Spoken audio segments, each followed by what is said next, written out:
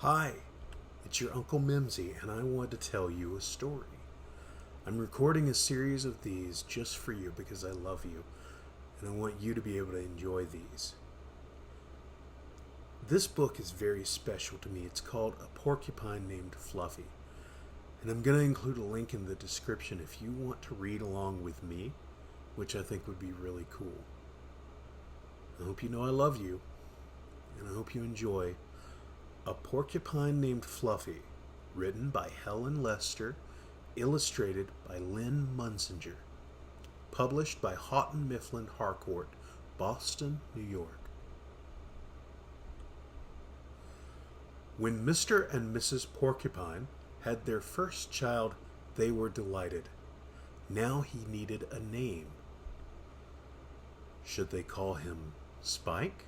No, Spike was too common. Should they call him Lance? No, Lance sounded too fierce. Should they call him Needle Rooser? No, Needle Rooser was too long.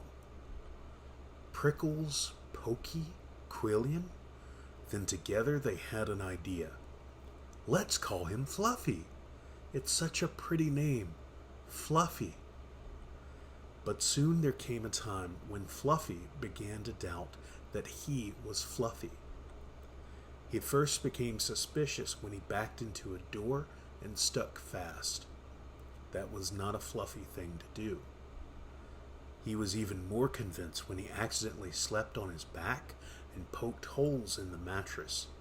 A very unfluffy thing to do. When he tried to carry an umbrella, he knew the truth without a doubt. Fluffy definitely wasn't. So he decided to become fluffier. Clouds are fluffy, he thought. I'll be a cloud. But he couldn't stay up. I know, pillows are fluffy, he said. I'll be a pillow.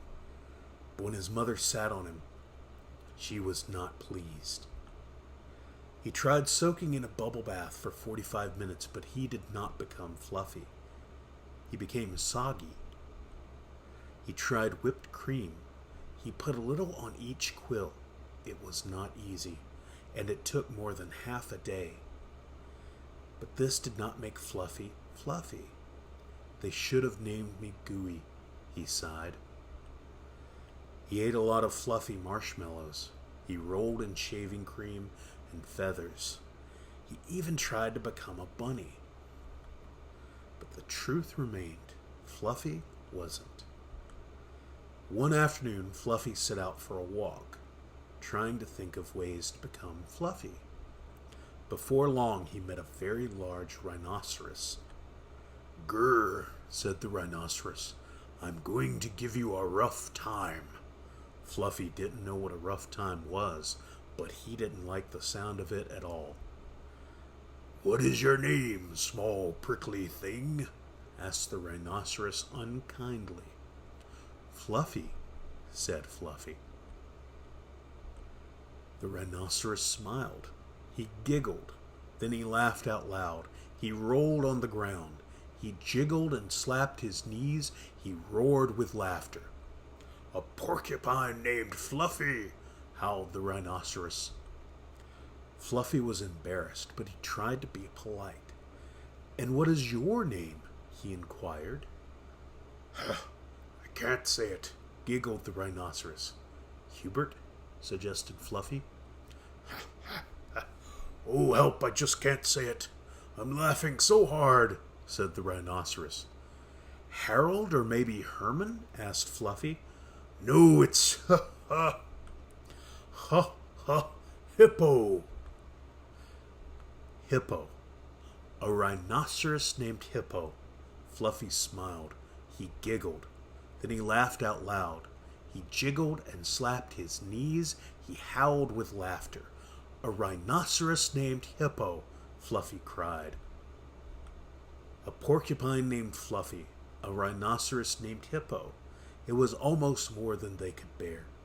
Hippo and Fluffy rolled on the ground, giggling and laughing, until tears came to their eyes. At last they lay exhausted on the ground. From that time on, They were the best of friends. And Fluffy didn't mind being Fluffy anymore, even though he wasn't. And the reason I chose this book was because it's very special to me. It was read when I was your age, to me. And the thing that I always took away from this book is, even though you may feel like other people have expectations for you, it doesn't matter if you can live up to those expectations. All that matters is that you be true to who you are. I love you, and I hope you've enjoyed this story, and I look forward to seeing you in the next video. Bye.